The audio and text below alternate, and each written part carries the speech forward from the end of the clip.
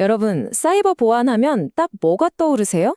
아마 대부분은 외부의 공격을 막아내는 아주 높고 단단한 성벽, 뭐 이런 걸 생각하실 거예요. 그런데요, 만약 진짜 중요한 전쟁이 사실은 그 성벽 안에서 이미 벌어지고 있다면 어떨까요? 오늘 바로 그 이야기, 사이버 보안의 패러다임이 어떻게 바뀌고 있는지 한번 살펴보겠습니다. 정말 오랫동안 우리는 사이버 보안을 일종의 디지털 성사키라고 생각했어요. 어떻게든 더 튼튼하고 더 높은 벽을 쌓아서 공격자들을 막아내는 것. 그게 유일한 목표였죠. 네, 실제로 수십 년 동안 이 산업 전체가 딱 이 원칙 하나, 경계 방어라는 개념 위에서 돌아갔습니다. 그러니까 우리 영토 바깥에 아주 강력한 국경선을 만들어서 어떤 위협도 넘어오지 못하게 막는다. 바로 이 생각이었죠. 하지만 오늘 우리는 이 사이버 보안 역사에 있었던 엄청난 반전에 대해 깊이 파고들어 볼 겁니다. 그건 바로 가장 중요하고 치열한 전투는 성벽이 뚫린 그 다음부터 시작된다는 사실입니다. 자, 그럼 우선 이 디지털 요새라는 전략이 왜 처음에는 말이 됐었는지 그 초창기 시절로 한번 돌아가 보겠습니다. 컴퓨팅 초창기만 해도요, 위협이라는 게 지금보다 훨씬 단순했어요. 정말 성을 포위하고 공격하는 것처럼 직관적이었죠. 1971년에 나온 최초의 자기 복제 코드, 크리퍼 바이러스는 성벽에 생긴 첫 균열 같은 거였고요.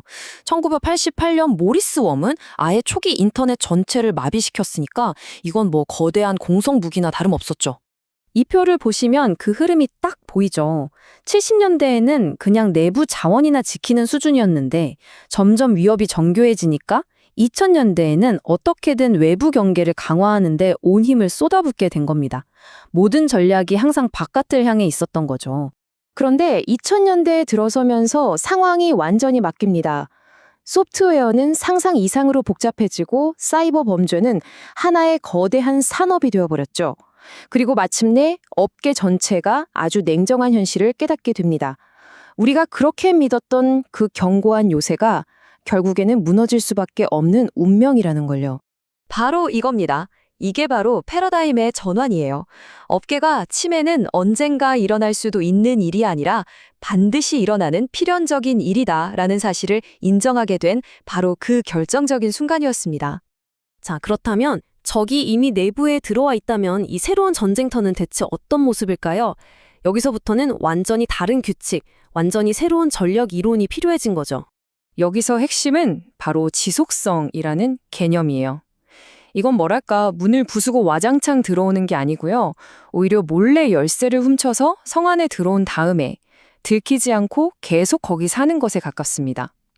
국가나 거대 조직들이 굳이 전면전을 벌이지 않고도 전략적인 목표를 이루기 위해서 적의 네트워크 안에 아주 오랫동안 조용히 머무는 거죠. 그럼 이렇게 내부에 침투한 공격자들은 대체 어떻게 움직이는 걸까요? 이들의 행동 패턴, 즉 플레이북은 크게 두 가지 개념으로 나눠볼 수 있습니다. 이 둘을 구분하는 게 정말 중요한데요. 전술, 즉 택틱은 왜에 해당해요. 상위 목표죠. 예를 들어 로그인 정보를 훔치겠다. 이게 전술이고요. 반면에 기법, 테크닉은 어떻게에 해당합니다. 가짜 로그인 페이지를 만들어서 이메일로 보낸다. 이게 바로 기법인 거죠. 일단 내부에 들어온 공격자는 정말 치밀하게 움직입니다. 첫 번째, 일단 조용히 주변을 샅샅이 뒤져요. 여기가 어디지? 중요한 건 어디에 있지? 하면서 내부 지도를 그리는 거죠. 그리고 두 번째, 장기적으로 머물기 위한 거점을 확보합니다. 관리자급의 마스터키를 손에 넣고 혹시 시스템이 재부팅되거나 보안 패치가 되어도 쫓겨나지 않게 자신만의 비밀 통로를 만들어두는 것과 같아요. 자, 이제 이 전쟁이 지금 바로 오늘날 어떻게 벌어지고 있는지 한번 보죠.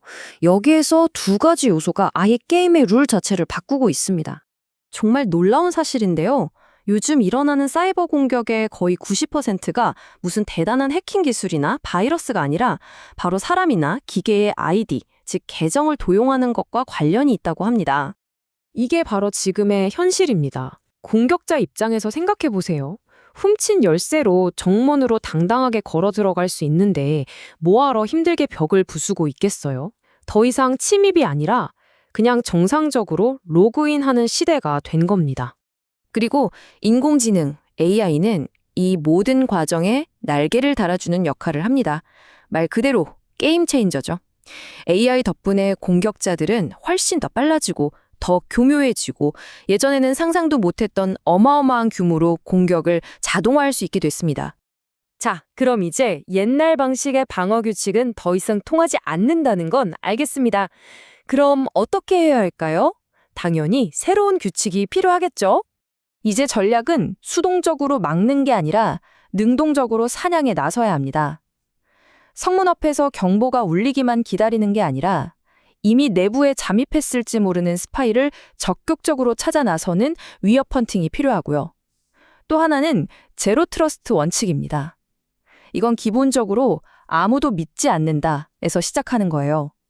설령 정상적인 신분증을 가졌더라도 모든 사용자와 기기를 잠재적인 위협으로 보고 계속해서 검증하고 또 확인하는 거죠.